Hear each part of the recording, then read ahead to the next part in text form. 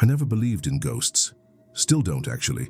But after what happened at Pine Ridge Campground last summer, I believe in something far worse. Something that watches. Something that remembers. Something that's been waiting for us to come. Back, my name is Jake, and I'm telling you this because I need someone else to know. Because if something happens to me, if I disappear like the others, at least there'll be a record. At least someone will understand what really happened out there in those woods. It started as the perfect family camping trip. Me, my wife Sarah, our 2 kids, Emma, 12, and Tyler, 8. We'd been planning this for months.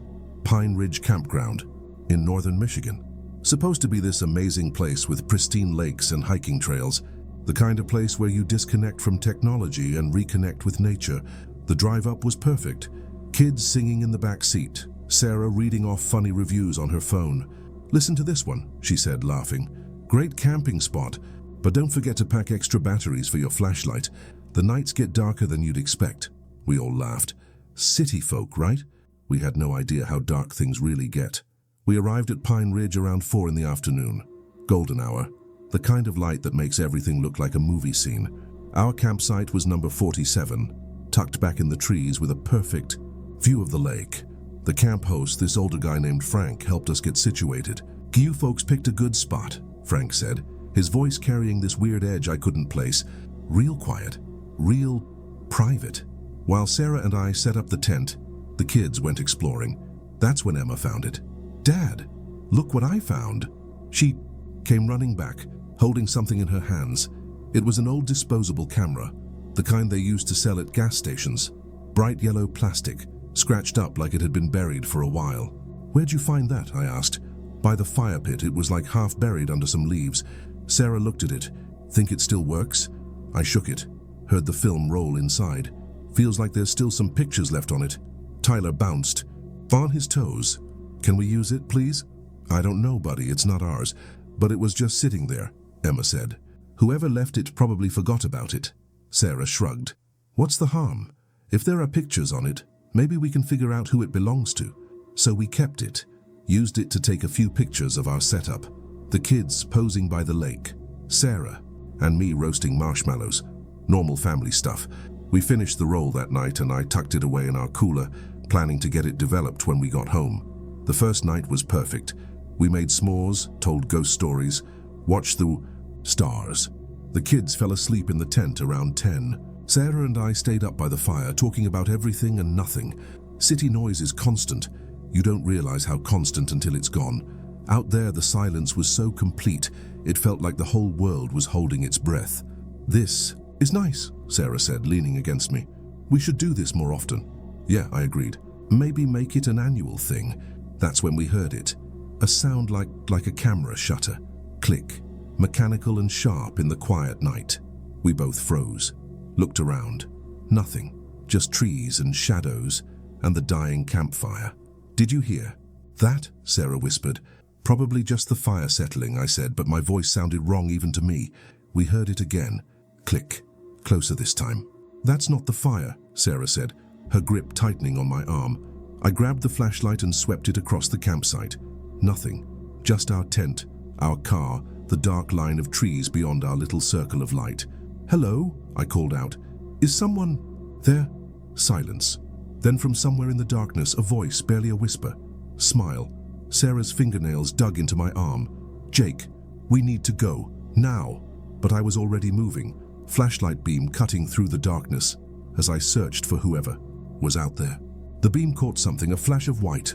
Gone so fast I almost missed it. "Who's there?" I shouted. "This is private property." Nothing, just the sound of wind through the trees and my own heart hammering in my chest. We didn't sleep much that night. Every sound made us jump. Every shadow seemed to move. But morning came, bright and normal, and in the daylight our midnight visitor seemed like a bad dream. "Probably just another camper," Sarah said over coffee. "Someone playing a prank." "Yeah," I agreed, but I didn't believe it. Something about that whispered smile had felt wrong, personal, like whoever said it knew us. The second day was better. We went hiking, swam in the lake, had a picnic lunch. The kids found a rope swing and spent hours taking turns launching into the water. Normal vacation stuff. I almost forgot about the night before. Almost that afternoon. While the kids were napping and Sarah was reading, I drove into town to get supplies. There was a little photo shop on Main Street, one of those old-fashioned places that still develops film. I figured it was time to see what was on that camera.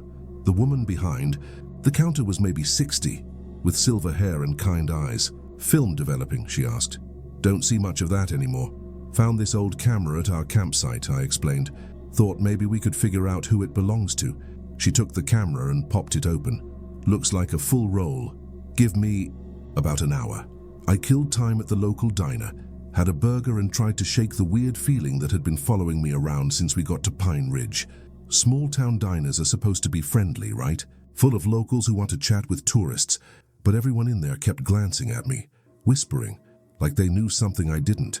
When I got back to the photo shop, the woman's kind expression was gone. She looked scared. "These your pictures?" she asked, holding up the envelope. "I don't know." "That's what I'm trying to figure out." She slid the envelope across the counter. "You might want to look at these somewhere private." My hands were shaking as I opened the envelope. The first few photos were normal camping shots. Different family, different season. The trees were bare, so probably winter or early spring. Mom, dad, 2 kids, standard vacation photos. Then I saw the 4th picture. It was us, Sarah and me, sitting by our campfire from the night before, but that was impossible. We'd found the camera that afternoon, taken our own pictures, finished the roll. These photos were developed from film that was already in the camera. I flipped to the next picture. Us again, setting up our tent. Sarah laughing at something I'd said. The timestamp in the corner said it was taken an hour before we'd even arrived at the campground. The next photo made my blood turn to ice water. It was Emma and Tyler, asleep in our tent, taken from outside, through the mesh window, their faces, peaceful in the glow of their flashlight. The angle was wrong, though. Too high, like whoever took it was standing on something, or floating. I ran to my car, drove back to the campground faster than I should have. My hands were shaking so bad, I could barely hold the steering wheel. Those pictures, they were impossible. We'd found the camera buried by our fire pit.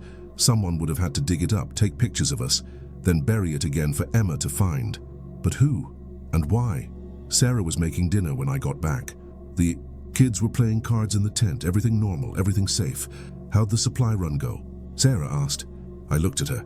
This woman I'd been married to for 15 years, and I didn't know what to say. How do you explain the impossible?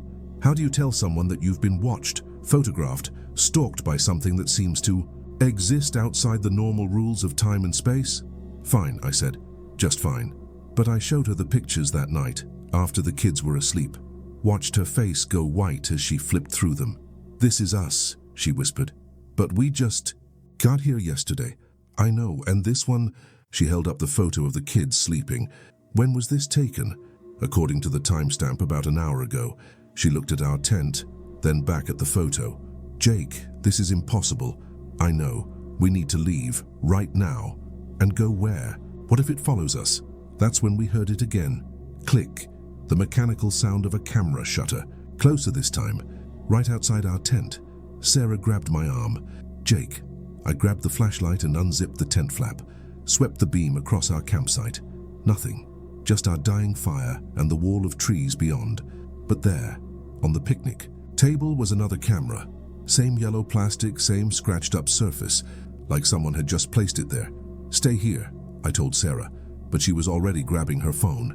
No signal, she said. Jake, there's no signal. I stepped out of the tent, flashlight in one hand, baseball bat in the other. The camera sat on the picnic table like a present, waiting. I should have left it there, should have packed up our stuff and driven home right then. But I needed to understand what was happening to us. I picked up the camera and turned it over in my hands. It was warm, like someone had just been holding it. That's when I saw him, standing at the edge of our campsite, just beyond the reach of my flashlight. A man in dark clothes, face hidden in shadow. He was watching us, had been watching us, maybe for days. Who are you? I shouted. What do you want? He didn't answer, just stood there, motionless as a statue. Jake, Sarah's voice from the tent, terrified. The kids are gone. I spun around, the tent was empty. Emma and Tyler's sleeping bags were there, still warm, but no kids. Emma, Tyler, I shouted into the darkness. Nothing, just the sound of wind through the trees and my own panicked breathing. When I turned back, the man was gone, but the camera in my hands was clicking, over and over, like it was taking pictures by itself. I ran to the car, Sarah right behind me. We searched everywhere. The bathrooms, the other campsites, the hiking. Trails? Nothing. Our kids had vanished like they'd never existed. That's when I saw the camp host's cabin. Frank. He'd been here when we arrived. He'd know if anyone else was around. I pounded on his door. "Frank, we need help. Our kids are missing." The door opened, but it wasn't Frank. It was a woman, maybe 40, with tired eyes and a scared expression. "Frank?" she said. "There's no Frank. Here, this is my cabin." The camp host, older guy, helped us set up yesterday. She shook her head. "I'm the camp host. Have been for 3 years. There's no one named Frank here." The world tilted. Nothing made sense. The pictures, the man in the shadows, now this. "Our kids," Sarah said, her voice breaking. "They're missing. Please, we need help." The woman looked at us like we were crazy. "What kids? You two checked in alone. Yesterday afternoon, just the two of you." I showed her the photos, the ones of Emma and Tyler sleeping in our tent. Her face went white. "Where did you get these?" "We found a camera, developed the film. These are our kids." She stepped back. "You need to leave, right now." "What aren't you telling us?" "There was a family. 3 years ago, the Hendersons. They had 2 kids, boy and a girl, about the same ages as the kids in these photos. What happened to them? They went missing, all 4 of them. We found their campsite just like yours, tent, car, all their stuff, but no family." Sarah grabbed my arm. "Jake, we need to go." But I had to know. "The pictures. What about the pictures?" The woman hesitated. "We found cameras, lots of them, all around their campsite, all with pictures of them. Pictures that couldn't have been taken by anyone in the family. Who took them? Nobody knows. The police investigated for months. Never found anything, but..." She paused. "Sometimes on quiet nights you can hear the cameras clicking away in the darkness." We ran back to our campsite, started throwing everything into the car. We had to get out of there, had to find our kids. That's when I saw him again. The man in dark clothes, standing by our tent. And he wasn't alone, there were others, dozens of them, all standing at the edge of our campsite, all watching us. And in their hands, they held cameras. Old disposable cameras, just like the ones we'd found. "Sarah," I whispered, "don't look back, just get in the car." But she was already looking, already seeing them. Her scream cut through the night like a knife. The figures started moving, not walking but gliding, floating through the trees toward us. And as they moved, their cameras clicked, over and over, the sound echoing through the forest like mechanical applause. We jumped in the car. I turned the key. Nothing. Tried again. Nothing. The figures were getting closer. I could see their faces now, pale, hollow, like people who'd been underwater too long. "Jake!" Sarah pointed to the woods behind us. Emma and Tyler were there, standing with the figures, but something was wrong with them. Their eyes were too big, too dark, and in their hands they held cameras too. "Mom, Dad," Emma called out, but her voice sounded wrong, echoing, like it was coming from very far away. "Come take pictures with us," Tyler added. "It's fun." The engine finally turned over. I floored it, tires spinning in the dirt as we tore out of the campsite. In the rearview mirror, I saw the figures standing around our abandoned tent. Still, taking pictures. Still clicking away. We drove all night. Didn't stop until we reached the highway. Didn't speak until we saw the first gas station. "What were those things?" Sarah whispered. "I don't know." "And the kids?" "Jake, those weren't our kids." "I know." "Then where are Emma and Tyler?" I didn't have an answer. Still don't. We called the police, of course, filed a missing persons report. But when they went to Pine Ridge Campground, they found nothing. No trace of our campsite, no evidence we'd ever been there. According to the camp records, we'd never checked in. According to the camp host, the real camp host, not Frank, she'd never seen us before. But I still have the photos, the impossible photos of us before we arrived, of our kids sleeping in a tent that shouldn't have existed. And sometimes late at night I hear it. Click, that mechanical sound of a camera shutter, usually when I'm almost asleep. Sometimes when I'm in the shower, always when I'm alone. I've been back to Pine Ridge twice since then. Different seasons, different times of day.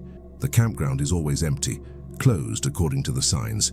Has been for 3 years, ever since the Henderson family disappeared. But I can see the cameras, hidden in the trees, buried in the ground, floating in the lake, all of them clicking away, all of them taking pictures of nothing, or maybe not nothing. Maybe they're taking pictures of the people who used to be there, the families who came to camp and never left, the Hendersons, the Millers, the Johnsons, and now us, the Thompsons. We're all there, in those photos, living our last normal moments, over and over again, frozen in time while something watches us, something that collects families like photographs, something that's been waiting at Pine Ridge Campground for a very long time. I'm telling you this because I found something today in my mailbox. No return address, no postmark, just a yellow envelope with my name written in handwriting I don't recognize. Inside were 2 photos, recent ones, based on the date stamp. The first shows Sarah and me at the grocery store yesterday. She's reaching for a box of cereal. I'm checking my phone. Normal life, except we're not alone in the photo. There's a figure standing behind us. Dark clothes, pale face, holding a camera. The second photo is worse. It shows our new house. The one we bought after we moved away from Michigan. It's taken from inside our bedroom at night while we were sleeping. And at the bottom of the photo, written in faded ink, are 2 words. Come back. I don't know what it wants. Don't know why it chose us. But I know it's not done with us yet. I know that somewhere in those woods, in those impossible photographs, Emma and Tyler are still out there. Still 8 and 12 years old. Still waiting for their parents to come back. The clicking is getting louder now. I can hear it even when Sarah's talking, even when the TV is on. Click, click, click, like a heartbeat made of metal and memory. I think it's time to go back to Pine Ridge. Time to find out what really happened to our kids. Time to discover what's been watching us from the shadows. But first I wanted someone to know, someone to remember, because I have a feeling that once I go back, once I step foot in that campground again, I'll become just another photograph. Another impossible picture in someone else's camera. Another family that came to Pine Ridge and never left. If you're reading this, if I don't come back, promise me something. Promise me you'll never go camping alone, never trust a camera you find in the woods, and if you ever hear the sound of a camera clicking in the darkness, if you ever feel like you're being watched, don't investigate. Don't try to be a hero. Just run, because some things are worse than ghosts. Some things are worse than death. Some things collect you, preserve you, keep you forever in their dark collection of stolen moments. And once you're in the photograph, you can never leave. The clicking is right outside my window now. I can see the flash through the curtains. I think it's time to go. I think it's time to smile.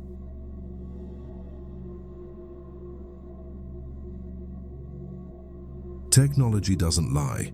That's what I kept telling myself as I stared at my phone screen, watching the GPS track our hiking route in real time. According to the little blue dot, we'd been walking in a perfect circle for the past 8 hours. The same exact path over and over again, but that was impossible.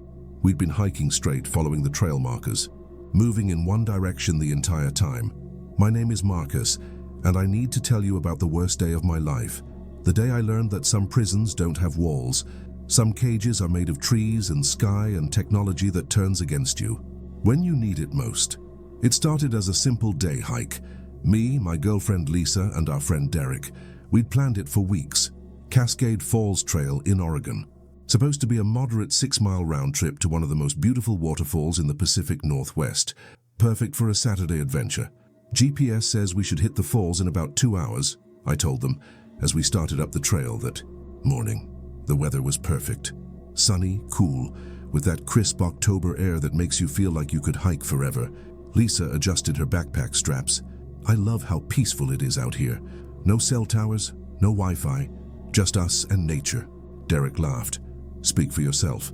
I'm already getting withdrawal symptoms from Instagram. We were all in good spirits, good shape. We hiked regularly, knew our limits. This was supposed to be easy, fun, the kind of hike you do to clear your head and remember why you love the outdoors. The trail started out exactly like the guidebook described. Well-maintained path, clear markers every quarter mile, gradual incline through dense forest. We passed a few other hikers heading back down, all of them smiling and giving us the friendly nod you exchange on trails. Beautiful day for it, one older woman said as she passed us. You picked the perfect time. How much farther to the falls? Lisa asked. Oh, you're about halfway. Maybe an hour and a half. It's worth it, trust me. We thanked her and kept walking. The trail wound through, towering Douglas firs and cedar trees. Shafts of sunlight filtered through the canopy, creating that magical forest lighting that makes everything look like a fairy tale. About an hour in, Derek stopped to check his phone. Weird. My GPS is acting up. What do you mean? I asked. Look, at this. He showed us his screen. The blue dot that represented our location was flickering, jumping around. It can't figure out where we are. Lisa looked at her phone. Mine's doing the same thing, must be the tree cover. I checked mine, same issue. The GPS was confused, showing us in 3 different locations at once. That's odd. Usually works fine in the mountains. Whatever, Derek said, pocketing his phone. We don't need GPS anyway, trails clearly marked. So we kept hiking, following the path, watching for the markers, enjoying the scenery.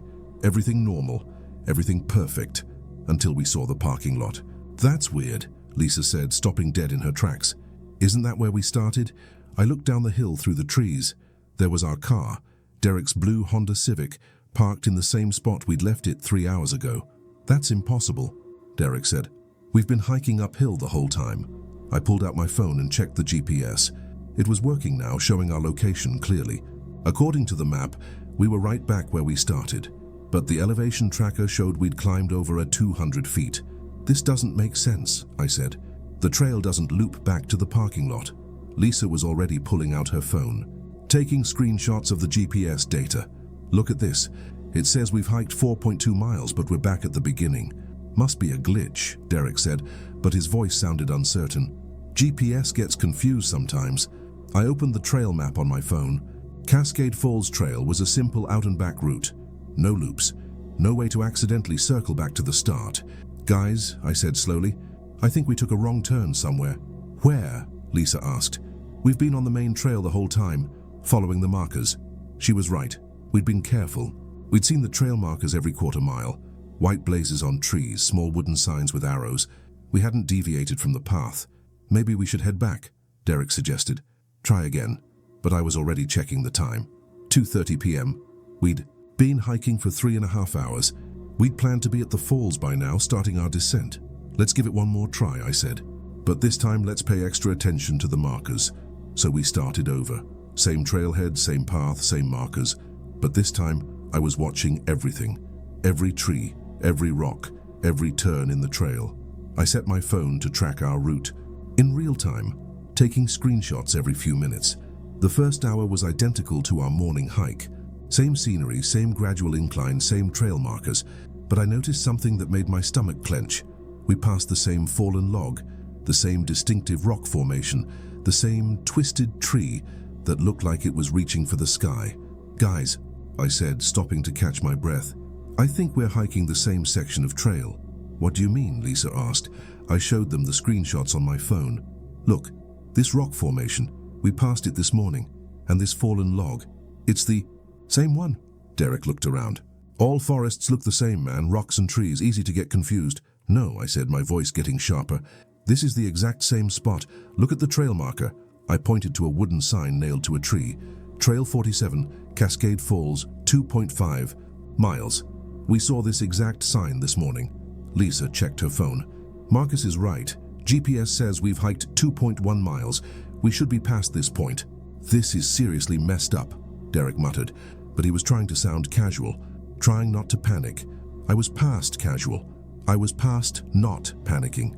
I pulled up the GPS tracking data and showed them the route we'd taken. It was insane. A perfect circle. We'd been walking in a loop for over 6 hours, but somehow we'd never noticed. This is impossible, Lisa whispered, staring at the screen. We've been walking straight uphill, following the trail. Maybe the trail is actually a loop, Derek suggested.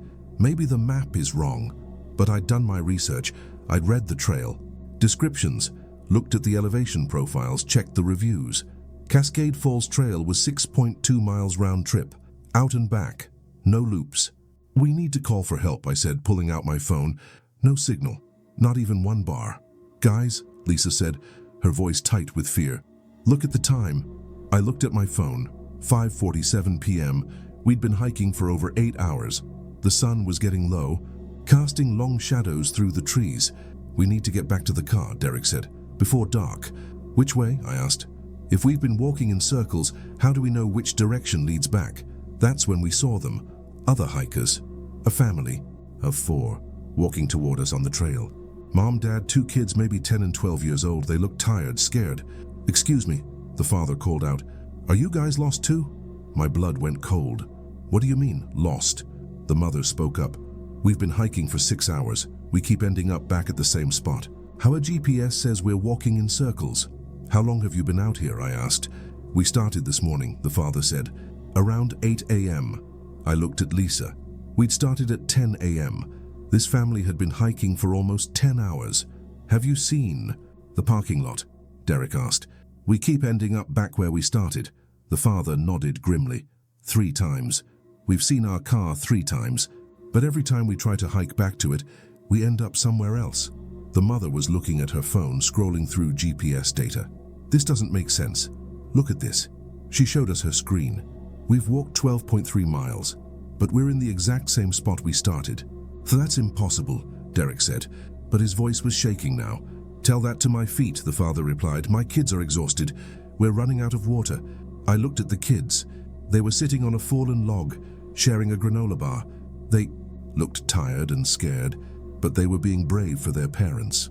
"What's your name?" I asked the little girl. "Emma," she said quietly. "Are we going to be okay?" I didn't know what to tell her. I didn't know what to tell myself. "We should stick together," the father said. "Safety in numbers." So we became a group of 7, following the trail markers, checking our GPS constantly, trying to figure out what was happening to us. But every hour we ended up back at the same spot, the same fallen log, the same rock formation, the same twisted tree. By 7 p.m. we were all scared. The sun was setting, temperature dropping. We'd been hiking for 9 hours and had somehow covered over 15 miles without getting anywhere. "This is like some kind of nightmare," Lisa whispered to me, "like we're trapped in a loop." "There has to be an explanation," I said. "GPS glitches, trail markers that got moved, something," but I didn't believe it. Technology doesn't lie. Our phones all showed the same impossible data. We'd been walking in perfect circles for hours, but our experience was of walking straight. That's when Derek noticed something that made everything worse. "Guys," he said, pointing to a tree, "look at this. There was a trail marker nailed to the trunk, but it wasn't like the others. This one was handmade, carved into a piece of wood with what looked like a knife. And instead of Cascade Falls Trail, it said something else. Welcome to the circuit." "What the hell is the circuit?" Lisa asked. The father was examining the marker. "This wasn't here before. I've been looking at every marker. This is new. Someone's messing with us," Derek said. "Moving the markers, confusing the GPS somehow." "How?" I asked. "How do you confuse 7 different GPS devices? How do you make us walk in circles when we're clearly walking straight?" That's when we heard it. The sound of machinery, distant but getting closer, like construction equipment or heavy trucks. "Finally," the mother said, "other people, maybe they can help us." We followed the sound, leaving the trail for the first time all day, pushing through dense forest toward whatever was making that noise. It was getting dark fast, but we could see lights through the trees. What we found changed everything. It was a construction site. Heavy machinery, floodlights, men in hard hats. But they weren't building anything. They were tearing something down, dismantling what looked like cell phone towers. Lots of them. "Hey!" the father shouted. "We need help. We're lost." One of the workers looked up, walked over to us. He was older, maybe 50, with tired eyes and a grim expression. "You folks need to get out of here," he said. "This is a restricted area." "We're lost," I said. "We've been hiking in circles for hours. Our GPS isn't working right." The worker glanced at his colleagues. "GPS, huh? Yeah, that's not gonna work." "Out here, not anymore." "What do you mean?" Lisa asked. "See those towers?" He pointed to the equipment they were dismantling. Those weren't cell towers, they were GPS jammers, military grade. Been running for about 3 years. My stomach dropped. "GPS jammers?" "Yeah, someone set up a whole network of them out here. Scrambles satellite signals, makes navigation equipment go haywire. We're finally getting the order to tear them down." "But why?" the mother asked. "Why would someone do that?" The worker's expression got darker. "You don't want to know. Just get back to your car and get out of here, fast." "We can't find our car," Derek said. "We keep walking in circles." "That's because you are walking in circles. The jammers don't just scramble GPS. They mess with your inner ear, your sense of direction, make you think you're going straight when you're actually turning." The pieces clicked into place. The perfect circles on our GPS, The feeling of walking straight while somehow ending up back where we started. We'd been trapped in a technological maze. How do we get out? I asked. The worker pointed to a dirt road that led away from the construction site. Follow that road. It'll take you to the main highway. From there you can find your way back to the trailhead. But what about the people who set this up? The father asked. Where are they? The worker glanced around nervously. Gone. Cleared out about a week ago, but they left some things behind. Things you don't want to see. What kind of things? Lisa asked. Cameras, surveillance equipment, and... He paused. Look, just get out of here. Don't ask questions, don't look around, just go. We thanked him and started following the dirt road. It was fully dark now, but we had flashlights and the road was clear. For the first time all day, we felt like we were making progress. Getting somewhere. But as we walked, I couldn't stop thinking about what the worker had said. Someone had set up a network of GPS jammers in the forest. Someone had been watching people get lost, documenting their confusion and fear. Guys, Derek said, stopping suddenly. Look at this. There was a small building just off the road. A cabin or shack, dark and apparently abandoned. But there were wires running from it. Lots of wires and satellite dishes on the roof. We should keep walking, the mother said. Like the man said. But I was already approaching the building. I had to know. Had to understand what had been done. To us. The door was unlocked. Inside, the place was full of equipment. Banks of monitors, recording devices, computers. And on the walls, hundreds of photographs, people hiking, families on trails, couples taking selfies, all of them looking confused, lost, scared. Jesus, Derek whispered. How many people? I was looking at the photographs more closely. They were organized by date. The oldest ones were from 3 years ago, the most recent were from last week. Look at this, Lisa said, pointing to a computer screen that was still running. It's a database. The screen showed a list of names, dates, and locations. Hiking groups that had gotten lost in the area. Their GPS tracks, showing the same impossible circular patterns we'd experienced. 237 groups. I read from the screen. Over 800 people. What happened to them, the father asked. I scrolled through the database. Most entries showed people eventually finding their way out, like us.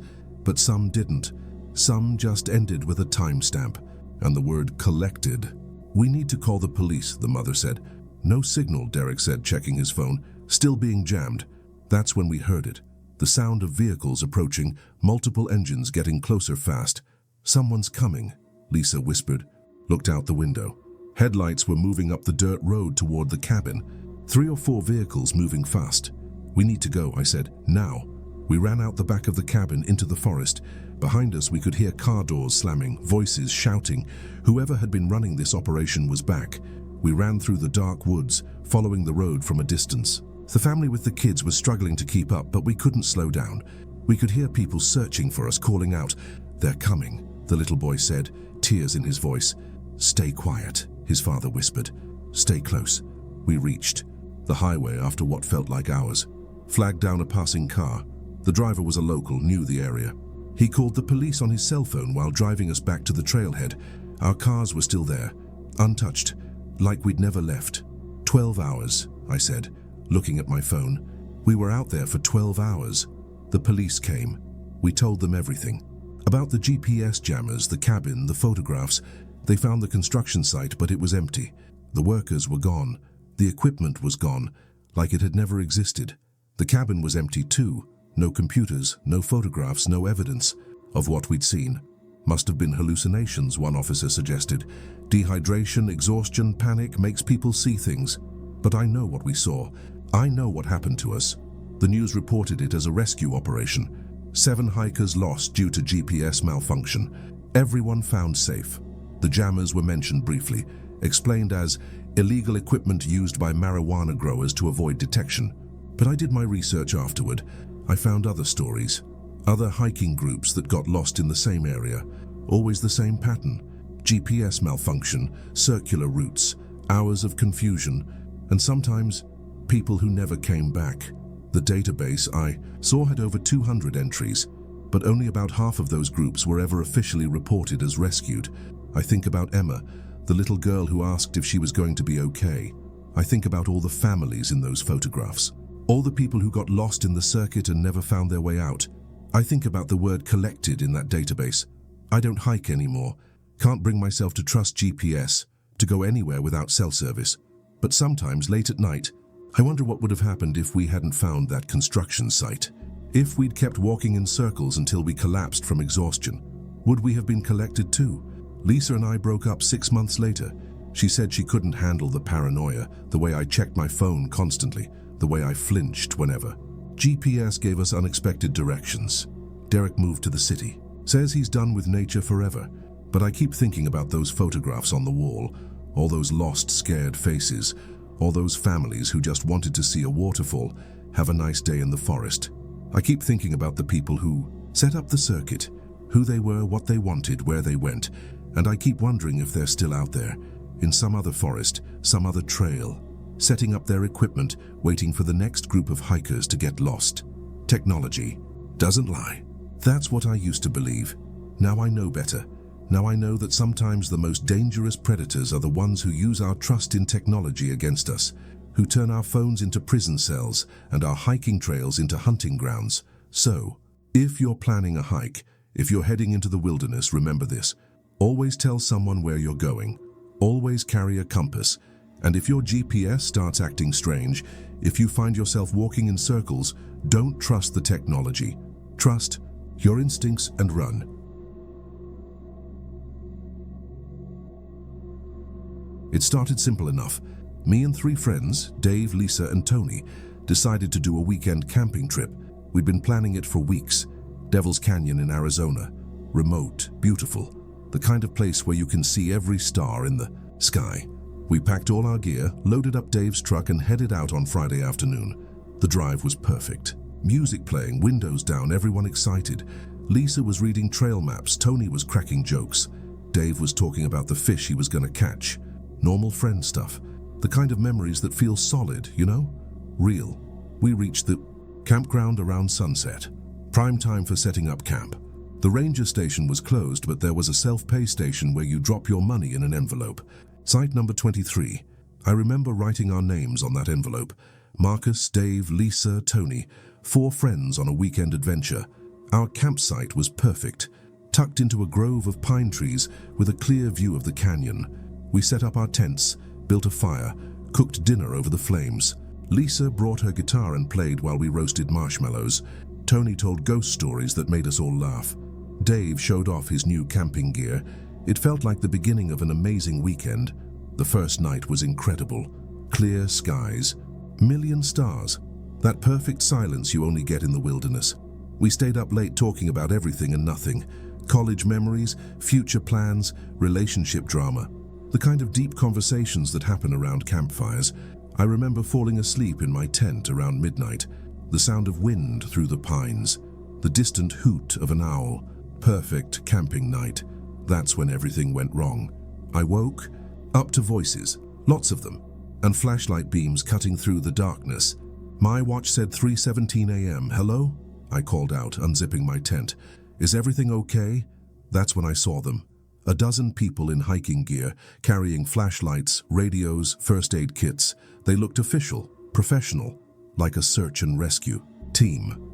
The leader, a woman in her 40s with short gray hair, approached our campsite. Are you Marcus Thompson? Yeah, that's me. What's going on? She looked at me with this weird expression, relief mixed with confusion. Sir, we've been looking for you. You and your friends have been reported missing. I laughed, actually laughed. Missing? We just got here yesterday. But the woman wasn't smiling. She pulled out a folder and showed me a piece of paper. A missing person flyer, with my photo on it, my exact photo, the one from my driver's license. Marcus Thompson, age 28, missing since August 15th, she read. Last seen camping at Devil's Canyon with 3 companions. The world tilted. Nothing made sense. That's impossible. Today is August 16th. We just got here yesterday. Sir, the woman said gently, today is September 3rd. You've been missing for 3 weeks. Dave, Lisa, and Tony had crawled out of their tents by now. They looked as confused as I felt. 3 weeks? Lisa said. That's crazy. We just drove up yesterday. The search team leader showed her another flyer. Lisa's photo, her name, same missing date. You're Lisa Chen, correct? Also reported missing on August 15th? Lisa's face went white. Yes, but we haven't been missing. We've been right here. Dave grabbed one of the flyers. His photo stared back at him. This is insane. Who reported us missing? Your families, the woman said. Your employers. When you didn't return from your camping trip, they contacted authorities. We've been searching for you for 3 weeks. Tony was shaking his head. No, this is wrong. We packed yesterday. We drove up yesterday. I remember everything. The search team leader, her name tag said Captain Rodriguez, studied us carefully. What's the last thing you remember before coming here? Driving up, I said, Friday afternoon. We stopped for gas in Flagstaff, got here around sunset. Friday, August 15th? Friday, August 15th. She exchanged glances with her team. Sir, that was 3 weeks ago. One of the other searchers, a young guy with a red backpack, stepped forward. Captain, there's something else. He was holding more papers, photos, newspaper clippings. What is it, Jenkins? We found these at the ranger station. Local newspaper ran a story about the missing campers. He showed us the newspaper. Front page. Headline, 4 friends vanish at Devil's Canyon. The photos in the article were recent. Not driver's license photos, but pictures of us at the campsite, setting up our tents, cooking dinner, sitting around the fire. Pictures that had been taken yesterday, except yesterday was supposedly 3 weeks ago. I don't understand, Lisa whispered. How is this possible? Captain Rodriguez was talking into her radio. Base, this is Rodriguez. We found them. All 4, they appear to be confused about the timeline. A voice crackled back. Confused how? They think they just arrived yesterday. No memory of the past 3 weeks. Copy that. Medical team en route. Wait, Dave said. Medical team, we're fine. We don't need medical attention. Sir, you've been missing for 3 weeks. You're dehydrated, malnourished, and clearly suffering from some kind of memory loss.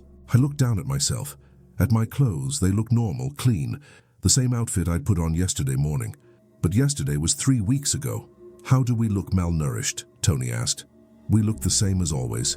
Captain Rodriguez shined. Her flashlight on us. Really looked at us.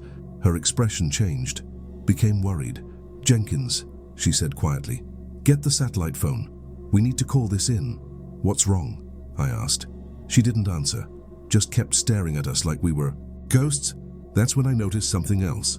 The search team members were wearing heavy jackets. Winter gear. But it felt like summer to us, warm, pleasant. What's the temperature? I asked. 42 degrees, one of the searchers said.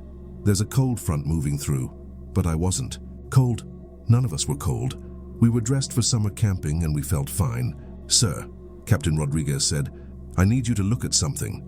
She handed me a mirror from her first aid kit. Tell me what you see. I looked at my reflection, saw myself.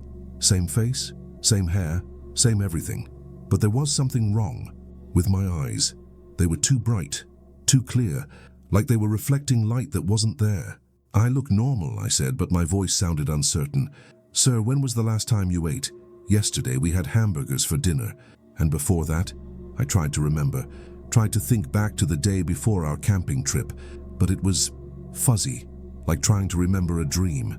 I see we packed, got ready for the trip. What did you do for work that week? The question hit me like a punch. I couldn't remember.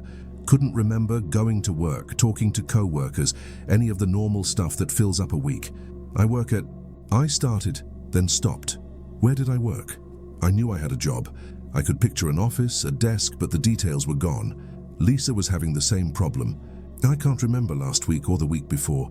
It's like everything before the camping trip is gone. Tony was staring at his hands. Guys, look at your hands. We all looked. Our hands were clean, too clean, like we'd never done a day's work. In our lives, no dirt under the fingernails, no calluses, no scratches, perfect hands. This is impossible, Dave whispered. Captain Rodriguez was back on her radio. Base, we have a situation. The missing persons, there's something wrong with them. Define wrong. They show no signs of having been in the wilderness for 3 weeks. No weight loss, no exposure damage, no memory of the missing time. And, she paused, they don't seem to be aging normally. Come again. The photos from 3 weeks ago show them looking exactly the same as they do now. Same clothes, same appearance, like no time has passed. Jenkins was taking pictures of us with a digital camera. Flash after flash. Captain, you need to see this. He showed her the camera display, the photos he'd just taken, but we weren't in them. The campsite was there, the trees, the fire pit, but where we should have been standing there was nothing. Empty space. What the hell, Captain Rodriguez muttered. I grabbed the camera and looked at the photos. She was right. We weren't there. Or rather, we were there, but the camera couldn't. See us, try again, I said. Maybe it's a glitch. Jenkins took more photos, same result. We cast no reflection in the camera's digital display. That's when I started to panic. Really panic. What's happening to us? What are we? I don't know, Captain Rodriguez said, and for the first time she sounded scared. One of the other searchers, an older man with a beard, stepped forward. Captain, I've been doing search and rescue for 20 years. I've never seen anything like this. Like what, Morrison? Missing persons who don't know they're missing, who think no time has passed, who don't show up in photographs. He paused. I think we need to consider the possibility that we're not dealing with living people. The words hit me like ice water. What are you saying? Morrison looked uncomfortable. The timeline doesn't add up. You've been missing for 3 weeks, but you have no memory of those 3 weeks. You show no signs of exposure or malnutrition. You don't photograph properly, and he hesitated. And what? And we found your bodies. Silence. Complete, absolute silence. That's impossible, Lisa said. We're right here. Morrison pulled out. More photos. Crime scene photos. 4 bodies in sleeping bags. Badly decomposed. 3 weeks in the Arizona heat. But the faces were recognizable. My face, Dave's face, Lisa's face, Tony's face. We found you at your original campsite, Morrison said quietly. Site 23, all 4 of you, dead for approximately 3 weeks. I stared at the photos, at my own dead body. This isn't real, this can't be real. The dental records matched, Captain Rodriguez said. The fingerprints matched. You were identified and buried last week. Buried? Tony's voice was barely a whisper. 4 separate funerals. Your families grieved for you. They buried you. Dave was shaking his head. No, this is wrong. We're alive. We're talking to you. Are you? Morrison asked. Are you really alive? That's when I noticed something else. Something that made my blood run cold. I couldn't feel my heartbeat. Couldn't feel my pulse. I put my hand to my chest and felt nothing. Lisa was doing the same thing. I can't feel my heart beating. Tony tried to find his pulse on his wrist. Nothing. Dave was breathing hard. Or trying to breathe hard. But no air was moving in or out of his lungs. What are we? I whispered. Captain Rodriguez was backing away from us. So was her team. I don't know, but you're not alive. You haven't been alive for 3 weeks. That's when the memories started coming back. Not our memories. The real memories. The ones we'd been hiding from ourselves. I remembered the first night. The real first night. When the man came to our campsite. The stranger in dark clothes who said he was lost. Who asked if he could share our fire. We said yes. Of course we said yes. We were good people. Helpful people. I remembered him pulling out the knife. The way it caught the firelight. The way Lisa screamed. The way Dave tried to run. I remembered dying. The pain. The fear. The darkness closing in. I remembered the stranger dragging our bodies into our sleeping bags, making it look like we died in our sleep. Natural causes, maybe carbon monoxide from a faulty camp stove. And then nothing. 3 weeks of nothing. Until tonight. Until the search party came and woke us up. We're dead, I said, and the words felt like truth. Heavy, terrible truth. The search team was retreating now. Walking backward, radios crackling with urgent chatter. Base, this is Rodriguez. We need immediate backup and maybe a priest. Copy that. What's your status? We found the missing persons, but they're not missing anymore. They're something else. I looked at my friends, really looked at them. They were fading, becoming translucent, like morning fog when the sun hits it. Guys, Lisa said, and her voice sounded distant. I think we need to go back. Back where? To our bodies. To where we really died. Dave nodded. I can feel it pulling me, like a magnet. Tony was already walking, not toward the search team, but deeper into the woods, toward our real campsite, the one where we'd been murdered. I followed. We all followed because we didn't have a choice, because the dead don't get to choose where they go. Behind us, I could hear Captain Rodriguez talking into her radio. They're walking away, just walking into the woods. Should we follow them? No. God, no. Let them go. As we walked deeper into the darkness, I felt myself becoming lighter, less solid. The memories of our real deaths were getting stronger, while the fake memories of our fake camping trip were fading away. We weren't friends on a weekend adventure. We were victims. 4 people who'd trusted the wrong stranger and paid for it. With our lives, the man who killed us was still out there, still preying on campers, still making people disappear.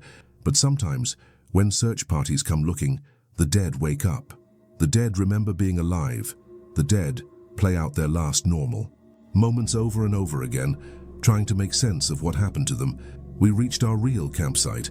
Site 23, there was police tape around it, crime scene markers, and 4 body-shaped depressions in the dirt where we'd been found.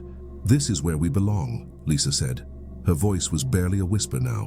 One by one, we laid down in those depressions, in the exact spots where our real bodies had been discovered. As soon as I touched the ground, I felt the earth pulling me down, welcoming me back. The last thing I saw was the search team in the distance, still watching, still trying to make sense of what they'd witnessed. The last thing I heard was Captain Rodriguez on her radio. "Base, the missing persons have returned to their original location. They're gone now." Gone how? They just disappeared back into the ground. I wanted to tell her something, wanted to warn her about the man in dark clothes, the killer who was still out there, still hunting. But the earth was too heavy, the darkness too complete. I woke up 3 days later. Same process, same confusion. Same search team finding us at our fake campsite, showing us missing person flyers, trying to explain that we'd been dead for weeks. And I realized the horrible truth. We're stuck in a loop, doomed to repeat our last living weekend over and over again. Every few days we wake up thinking we just arrived for a camping trip. Every few days we have to learn that we're dead. Every few days we return to the ground. But each time, I remember, a little more, each time the loop gets a little clearer. The man who killed us, I can see his face now. Remember his name. He told us his name before he killed us. Said we might as well know who was sending us to hell. Robert Kane, mid-40s, brown hair, scar on his left cheek.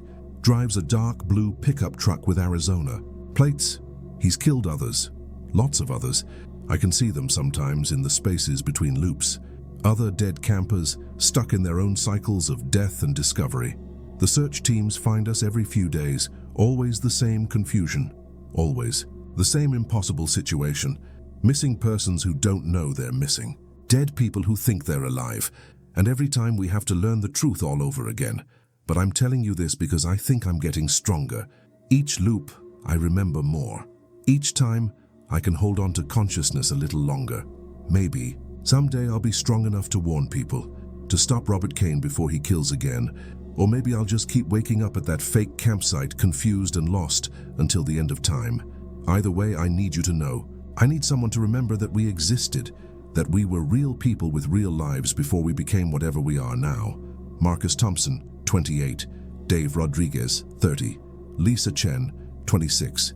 Tony Ricci, 29. We were murdered at Devil's Canyon on August 15th. By Robert Kane. If you're reading this, if you're planning a camping trip, if you ever meet a stranger in the woods who asks to share your fire, don't trust him, don't help him. And if you see a search party looking for missing campers, if they show you photos of people who look exactly like you, run. Because some searches never end. Some missing persons are never really found, and some stories don't have endings. They just have loops. The search party is coming again. I can hear their voices in the distance. In a few minutes, they'll wake us up and show us the flyers and explain that we've been missing for 3 weeks, and we'll have to learn that we're dead again. But maybe this time will be different. Maybe this time I'll remember everything from the start. Maybe this time I'll be strong enough to break the loop. Or maybe I'll just keep telling this story over and over, hoping someone will hear it. Someone will believe it. Someone will stop. Robert Kane, before he creates more loops, more dead campers who think they're alive, more search parties looking for people who can't be found, more stories that never end. The voices are getting closer now. Time to wake up. Time to learn that we're dead again. It was summer, and me and my friend Derek decided to take this epic road trip across Montana. Just 2 college kids with a beat-up Honda and 3 weeks of freedom before senior year started. We'd been planning it for months, camping under the stars, hiking mountain trails, living off gas station snacks and cheap beer. The plan was simple. Drive until we found somewhere that looked cool, set up camp, explore for a few days, then move on. No reservations, no schedules, just pure adventure. Derek called it our last hurrah before real life kicks in. I called it the best idea we'd ever had. We'd been driving for about 6 hours when we saw the sign, Whitefish Lake Camping Area, 5 miles down a dirt road that looked like it hadn't been maintained in years. Perfect. Exactly the kind of off-the-beaten-path spot we were looking for. The camping area was more like a clearing in the woods with a few fire pits scattered around. No other campers, no camp host, no facilities. Just us, the trees, and a crystal-clear lake that stretched out like a mirror. Derek pulled out his phone to take a picture. "No signal," he said, waving it around. "We're officially off the grid." "Good," I said. "That's the whole point." We set up our tent near the water, got a fire going, cracked open a couple beers. The sun was setting behind the mountains, painting everything gold and orange. This was what freedom felt like. This was what we'd been missing sitting in lecture halls all year. That's when we met him. You boys picked a beautiful spot, we both jumped. This guy had just appeared at the edge of our campsite like he'd materialized out of the trees. Middle-aged, maybe 50, wearing jeans and a flannel shirt. Friendly smile, kind eyes. The kind of guy who looked like he'd lived in Montana his whole life. "Sorry to startle you," he said, hands up in a peaceful gesture. "I'm Tom. I live just up the ridge there." He pointed toward the trees. "Saw your fire and thought I'd come introduce myself. We don't get many visitors out here." Derek relaxed first. "I'm Derek. This is Mike. We're just passing through. College. Boys, huh? I can always tell. You two remind me of myself at that age, always looking for the next adventure." Tom seemed nice enough. A little lonely, maybe, which made sense if he lived way out here by himself. We offered him a beer and he sat with us for a while, telling stories about the area. He knew everything, which trails were worth hiking, where the best fishing spots were, which parts of the lake were safe for swimming. "That north shore there," he said, pointing across the water, "looks calm, but there's an underwater current that'll pull you right down. Lost a few folks over the years who didn't know better." "Thanks for the warning," I said. "No problem, we look out for each other out here." He stood up, brushed off his pants. "I'll let you boys get back to your evening. But hey, if you need anything, firewood, fresh water, whatever, just holler. My cabin's about a quarter mile up that trail." He pointed to a path we hadn't noticed before. After he left, Derek and I sat by the fire talking about how cool it was to meet a real mountain man. Someone who'd chosen to live away from civilization, who knew the land like the back of his hand guy. "Seems genuinely helpful," Derek said. "Probably gets excited when people actually show up out here." "Yeah, though it's weird how he just appeared like that. Didn't hear him coming at all. Probably used to moving quiet in the woods. Hunter thing. Made sense." We finished our beers, put out the fire, and called it a night. I fell asleep listening to the gentle lap of water against the shore and the occasional hoot of an owl somewhere in the darkness. I woke up to the smell of coffee and bacon. Derek was still snoring in his sleeping bag, so it wasn't him cooking. I unzipped the tent and looked out. Tom was at our fire pit, tending a small cook fire with a coffee pot and a pan full of sizzling bacon. "Morning, Mike," he said without looking up. "Hope you don't mind. Thought you boys might appreciate a real breakfast after a night in the woods." "That's really nice of you," I said, still trying to wake up. "But you didn't have to." "No trouble at all. I was up early anyway and I had extra." He gestured to a cooler beside him. "Fresh eggs from my chickens, bacon from a pig I raised myself. Can't get this quality at any store." Derek emerged from the tent, drawn by the smell. "Dude, this is awesome. Thank you so much." Tom served us breakfast on metal camping plates. The food was incredible, better than anything we'd eaten in weeks. While we ate, he told us more about the area. The best hiking trail started just past his cabin. There was a hidden waterfall about 2 miles up that most people never found.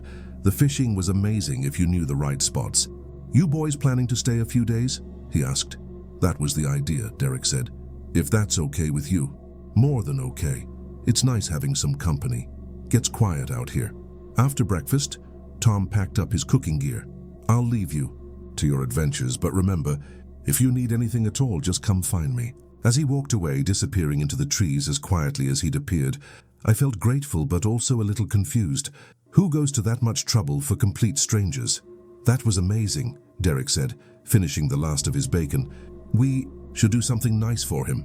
Bring him dinner or something." We spent the morning hiking around the lake, swimming in the clear water, taking pictures with Derek's camera. It was perfect.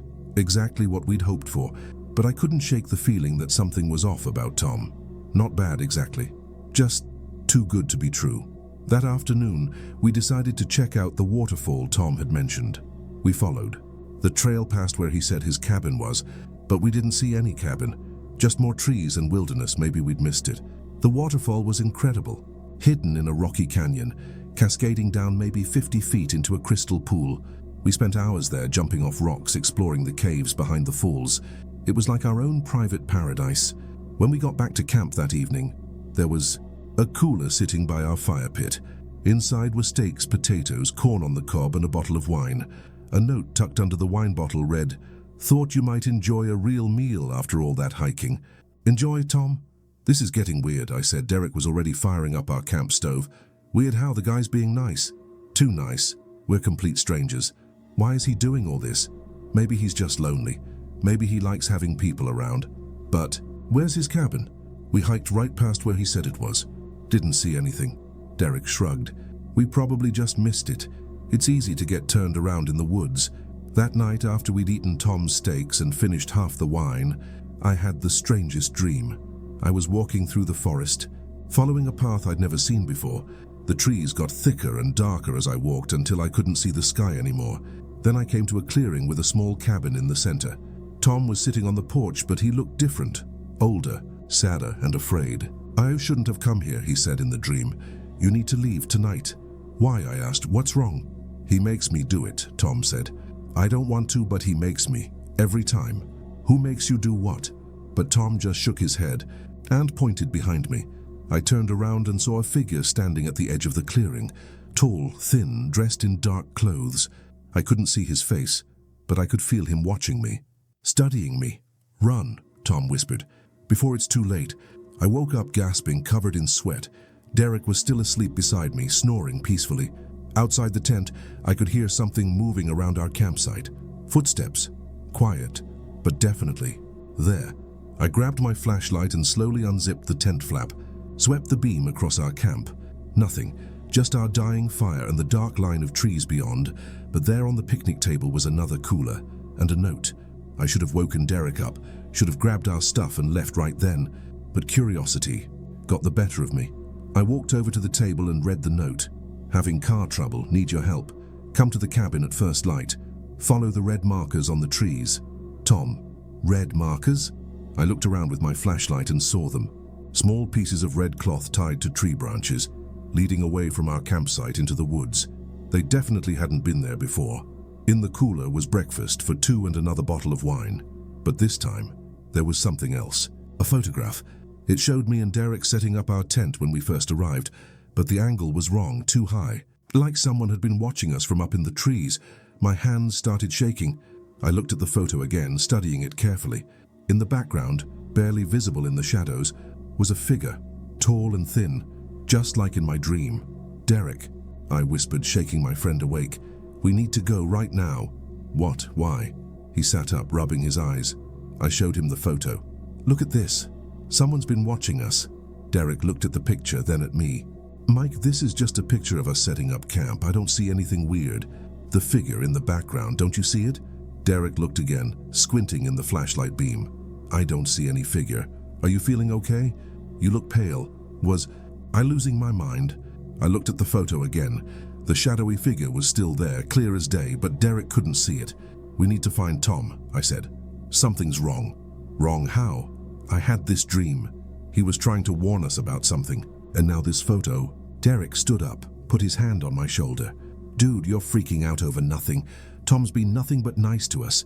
Maybe he just wants to show us something cool. Or maybe he's luring us into the woods. Listen to yourself. You sound paranoid." "Maybe." I was paranoid.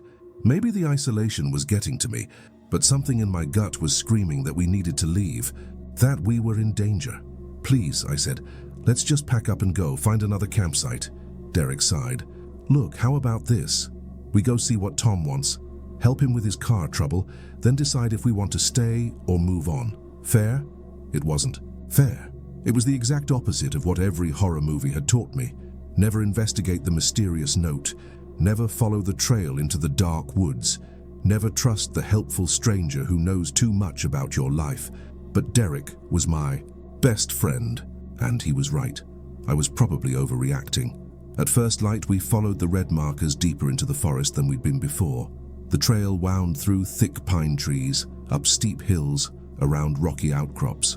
After about 20 minutes, We came to a clearing with a small log cabin in the center, just like my dream. Tom was sitting on the porch, but he looked different, haggard, like he hadn't slept in days.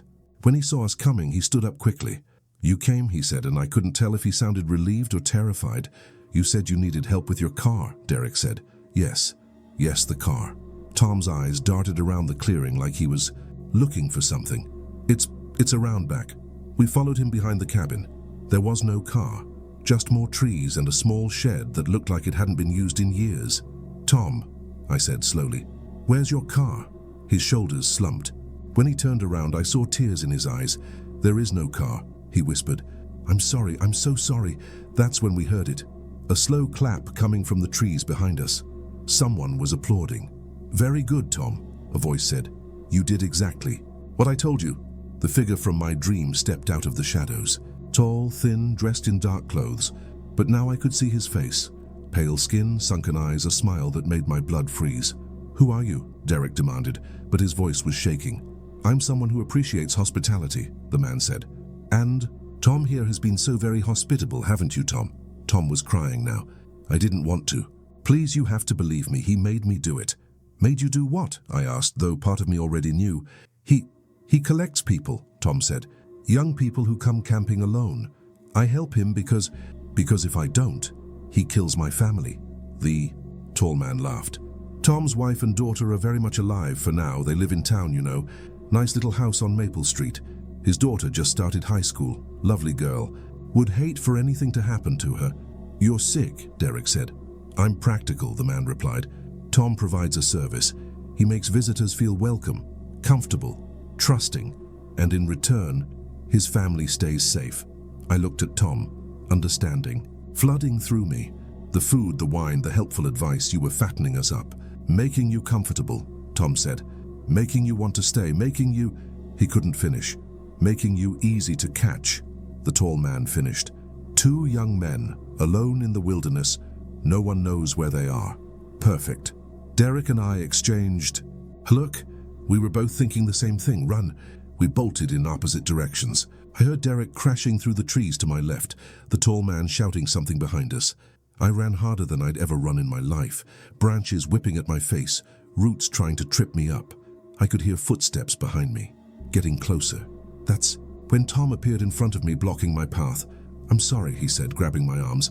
"I'm so sorry, but I can't let you leave. Tom, please, we won't tell anyone. We'll just disappear. He'll know if I let you go. He always knows." Tom's grip tightened. "My little girl, she's only 14. I can't—" I heard Derek scream somewhere in the distance. Then silence, sir. The tall man appeared through the trees, dragging Derek behind him. My friend was unconscious, blood trickling from a cut on his forehead. "Well done, Tom," the man said. As always, Tom let go of my arms but stayed close, blocking any escape route. "What happens now?" Now we go back to the cabin, have a nice chat, get to know each other better." The tall man smiled at me, and I saw that his teeth were too sharp. Too many. I do so enjoy making new friends. They tied us up in the cabin basement. Derek was still unconscious, slumped against the wall. I tested the ropes around my wrists, but Tom knew how to tie knots. "Tom," I whispered when the tall man went upstairs. "You don't have to do this." Tom sat in the corner, head in his hands. "Yes, I do. You don't understand. He's not human. He's something else. Something that feeds on fear and pain," and he shuddered. "I've seen what he does to people who cross him. Then help us escape. We can go to the police. The police can't stop him. Nothing can stop him. He's been doing this for decades, maybe longer." "How long have you been helping him?" 3 years. Ever since my wife and I moved here. Ever since he found us." Upstairs, I could hear the tall man moving around, preparing something.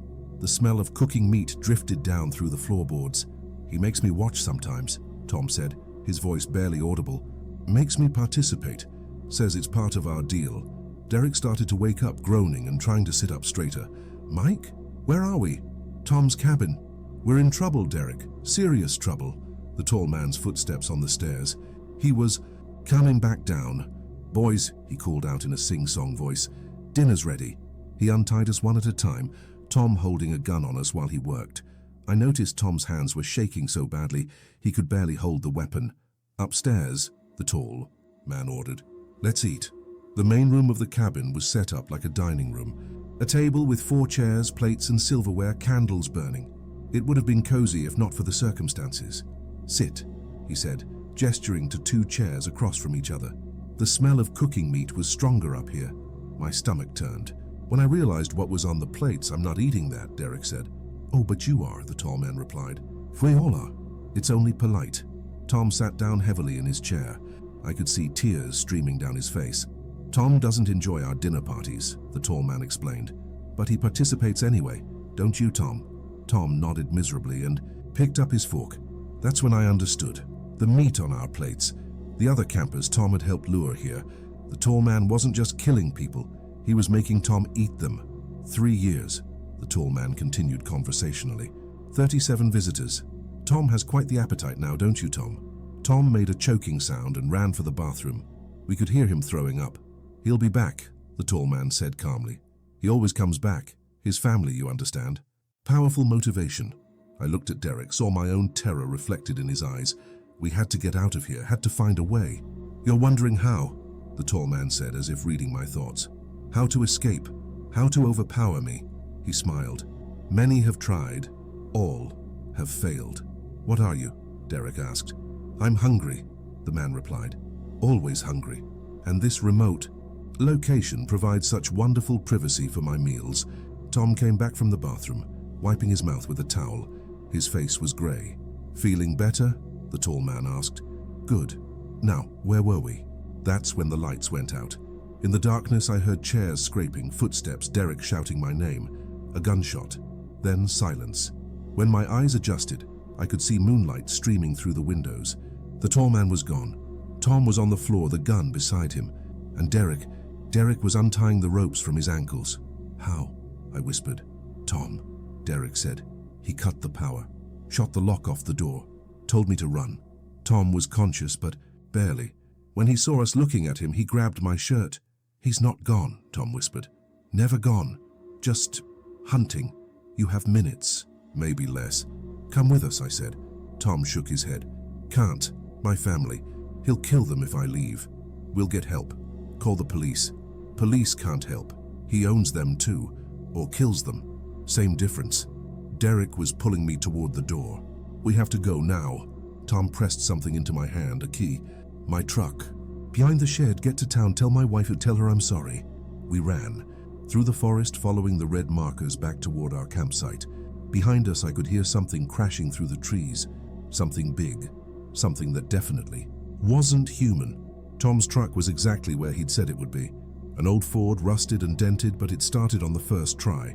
We tore down the dirt road, headlights cutting through the darkness, gravel spraying behind us. In the rearview mirror, I saw the tall man standing in the road behind us. He didn't try to chase us, just watched us go with that terrible smile. We drove straight to the police station in the nearest town, told them everything. They listened politely, took notes, promised to investigate. 2 days later, they told us they'd found Tom's cabin, empty. No sign of violence, no evidence of any crimes. Tom's wife and daughter had vanished from their house on Maple Street. No signs of struggle, no forwarding address like they'd never existed. The official report said we'd had some kind of shared hallucination, altitude sickness combined with stress and isolation. It happens to campers sometimes, but I know what happened. And I know that somewhere in those Montana woods, there's a tall, thin man who's still hungry, still hunting, still finding helpful neighbors to do his bidding. Tom's gone now, probably dead, probably worse than dead, but there will be others. Lonely. People in remote places who have families to protect. People who can be convinced to help lure travelers off the beaten path. People who will offer you food and shelter and kindness. People who will apologize as they lead you into the darkness. I never camp anymore, never travel alone, and I never, ever trust helpful strangers who know too much about my life, because sometimes the person trying to help you is the most dangerous person of all. Sometimes they don't want to hurt you. Sometimes they have to.